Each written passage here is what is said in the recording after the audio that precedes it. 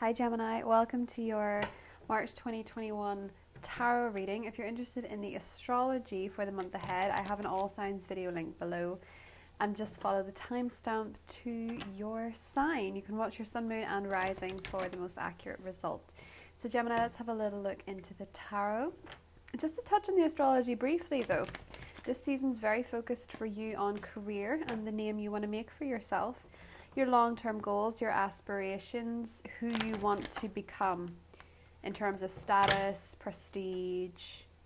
Fame and fortune is very possible for a lot of Geminis and Gemini risings this month. So if you want to build a platform for yourself, now is the time to do it. But let's see what the cards have to say for Gemini, sun, moon and rising in the tarot. So, ooh, right off the bat, Two of Wands. Vision. The vision that you're making for yourself is very important at the moment. The path that you want to walk down. There's a beginning here. Magician, Nine of Wands. A dream of yours, something that you've been working towards or you want to work towards. And you're finding that on this path of yours, there's a bit of resistance in getting what it is that you want. For a lot of you, you've been trying to manifest something in your life in particular. I think for a lot of you, it's recognition, success that you've not been getting towards. So your cards have come out, Gemini. Three of Pentacles, the World, and the Knight of Pentacles. So a lot of you have been really hoping for something, been really trying to get something going, really trying to get the results that you've been looking for, really trying to get the vibe right, you're trying to get the energies right, you're just trying everything possible to get something to happen. For some of you, maybe it's career, for some of you, maybe it's love, but it's something that you really want for yourself. It's something that you really want to achieve, something that you really want to experience, just something in general that there's been this struggle around it, there's been this pause around it. And for a lot of you, that's becoming incredibly frustrating. Three of Swords. For some of you, it's also becoming quite heartbreaking that you just really wanted this thing, this person, this energy.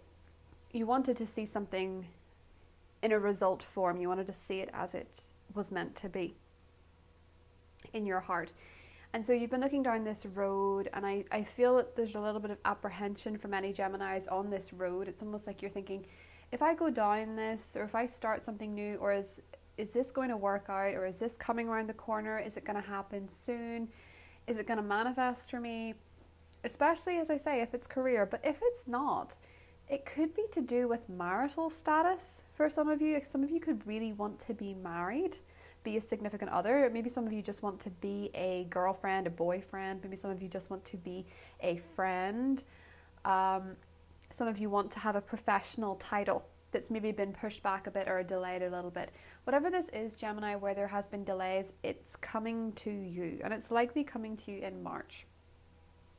So why, might you wonder? Well, there's a new moon coming up on the 13th, and it's all about your goals. So if you plant these seeds in March, if you get really clear, really specific about this thing that you want in your life, this thing that you want to be referred to as, how you want to be referred to, how you want to be labeled per se. I say that with inverted commas, how you want to be labeled in this lifetime or in this year in particular, how you want to be seen, how you want to be accepted, how you want to be viewed. If you set those intentions in March, it's very likely for a lot of you that by the time the Pisces full moon rolls around, which I believe is September rather than August, isn't it? I'm not entirely sure, but September, August time is when you'll start to see that manifestation. You'll start to see that popping up for you in its fullest form. That doesn't mean that it won't start before then, though. It just means that there may be a significant growth there. And I want you to be really clear about that, because this new moon is it's hosting these beautiful energies in your 10th house. So the 10th house I look at and I think about the world. I think about Saturn. And I think about the world being this regeneration. It's a successful completion of a cycle. But with the Knight of Pentacles and the Nine of Wands, it took time. It took effort. It took perseverance, especially if you're dealing with another Gemini person, or you're dealing with a Virgo. If you're dealing with a Virgo or a Gemini, there has been a lot of work going into this. There maybe has been a slower moving energy than you hoped, or maybe there has been resistance to getting this off the ground, letting this go, keeping this, whatever it is that's going on with the Virgos and Geminis, there's been a bit of tension going on there. Now, with the World card and the Knight of Pentacles, what I will say is this: success is in your future, provided you keep going.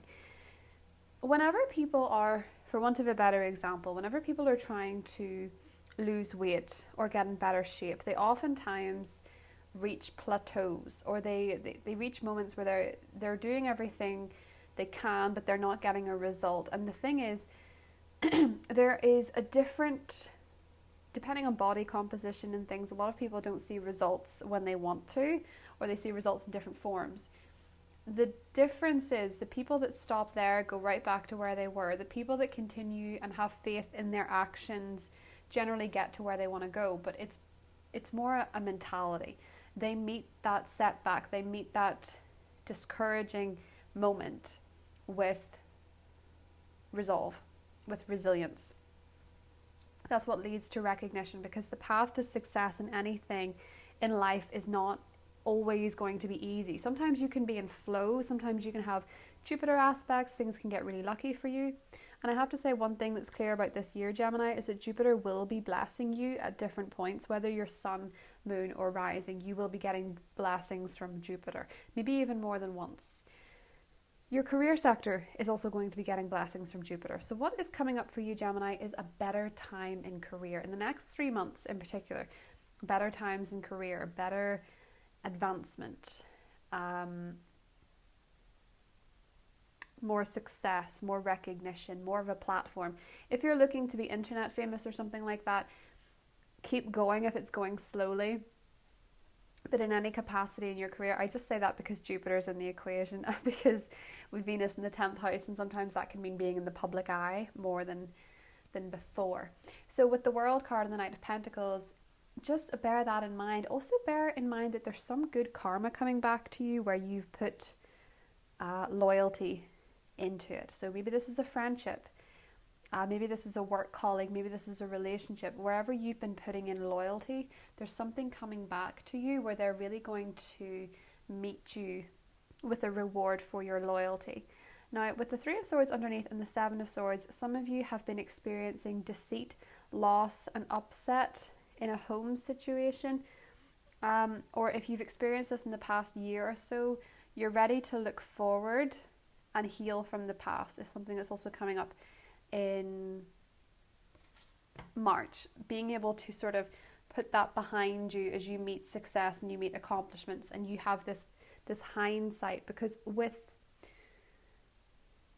outer planets in Aquarius, one of the things that's kind of becoming apparent for you, Gemini, is that you're having this bird's eye view over your mistakes, over your issues, and over the things that you find hard to explain. There's also a sense that maybe your communication is a bit off at the moment. I'm getting throat chakra stuff. Maybe you're not able to communicate your truth the way that you want to. Maybe you're met by opposition. Maybe you have, most extreme case scenario, maybe even NDA going on. You can't actually speak out. Whatever this is, there's a need to present your personal opinions authentically. And maybe some of you have met some opposition because of that. And sometimes with Geminis, you can really get in trouble for the things that you say because you don't always have a filter.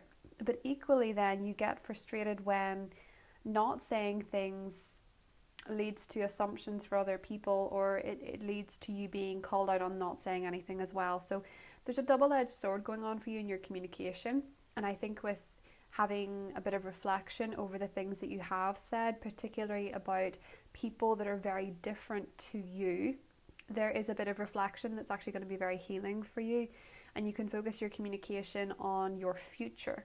So talking about the future at this point will be more healing to you than talking about the past, is another thing that's coming up in relationships, about relationships, because you're in this process where you can speak things into existence with the Magician there. This is very magical for you actually with the Magician, because he typically appears in a tarot spread where the person is able to manifest things, he's a little omen. Like he's kind of like seeing 11:11 on the clock. You know, when you look up angel numbers and it says 11:11, it's like when you need to step back into your body and think, what am I thinking at this particular moment? What am I manifesting for myself? What you're saying to yourself is important, the affirmations that you say. And, you know, life's not about sitting around saying affirmations all the time. And it's not just this process of meditation, say affirmations. You know, when you go out into the real world, there's people with very different spiritual practice to you. And you just kind of have to learn to navigate these things without being, I don't know what you would say, without being precious. I sometimes think that the reality checks are really hard for people that are into tarot or astrology sometimes. At least that's my experience. Sometimes I go out into the real world and think, whoa, the vibe. And then I think, well, maybe it's me. Anyway, let's do your animal spirit card for the month of March. Ooh, right off the bat, we have a couple of things. I like it. We have the phoenix and we have the mouse. Hey now, little mouse. I remember there used to be a song that a friend of mine really loved in school, and it was called Hey Now Little Mouse. I don't know if any of you have ever heard it or seen it.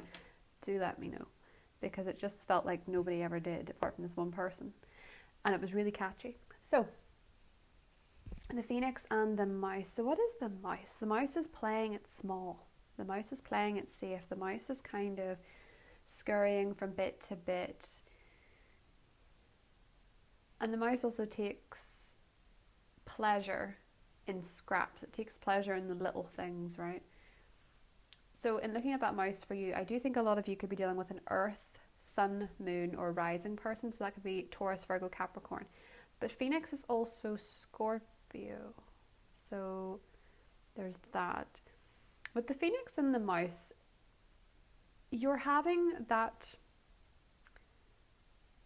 rise. You know, we see that with the 10th house. This is like a rise. This is a rising up out of the things that you have set fire to. So it is always a new beginning. It's almost like torching the way that you saw something before, torching the old and rising above it. But with the phoenix, it's rising above what burned you. So a lot of you are actually transcending something in the past that has made you play it small. And I know that that's maybe not necessarily a Gemini characteristic, playing it small, but there's been something that has stopped you being expansive, or there's something that has stopped you growing, or something that just feels like it's stopped in general, right? So, you know, oftentimes when we get very stuck in life and we get very stagnant, we think, why? You know, there comes a point where you have to say, why? Like, is it me? Sometimes we're manifesting something we don't really want. Like, we're thinking we want it because it would do X, Y, Z. So for some of you, maybe you're manifesting a partner because you're bored, or maybe you're manifesting a partner because you want to get over somebody or something like this. Go back and have a little look at your motives and see if you're playing it small. Because playing it big would be saying, I want someone who is great for me, who adores me, who we can travel with, who we can have fun with. That is manifesting someone in a big way. Manifesting someone that looks nice and helps so-and-so see that I've moved on, that kind of thing is just, no, that's not going to help you manifest big. Or just saying, you know, maybe saying something like, I just want somebody who likes me. That's playing it small. So where you're playing it small in life, or I just want a job that pays the bills. That's fine to want though. You know, these things are fine to want, but maybe expand it a little bit. Say I want a job that pays the bills, but I like, you know, but there's movement in it. Get in touch with the feeling of fun, the feeling of joy. So that mouse card, whatever it is, where in your life you're playing small, or things are small in general, there's about to be a phoenix moment. You know, that mouse energy is evolving, and it's not like the mouse is going to suddenly burst into flames, grow wings and fly away. That would be terrifying for everyone on the ground. But it is that smaller energy is going to be expansive. It's going to be overcome. And you know, when I think of the mouse, I also think of timid energy. Mice are typically quite timid of people because people are much bigger than them, but yet people can be just as terrified of mice. So if you're feeling small and you're feeling mousy, just know that there are people around you who actually are kind of scared of you or intimidated by you. So be friendly. You know, if you're interested in somebody, especially if it's an earth sign, be friendly because they might actually be kind of intimidated by you. So let's have a little nosy. Just whatever it is in your life that you're going for, in your career in particular, don't play it small and don't be talked down to either. So you're really going through a regeneration and you're really focused on who's loyal, who's not, and you're repaying those who are loyal and you are outing those who are not. So start delegating. Ask others to help instead of trying to do everything by yourself.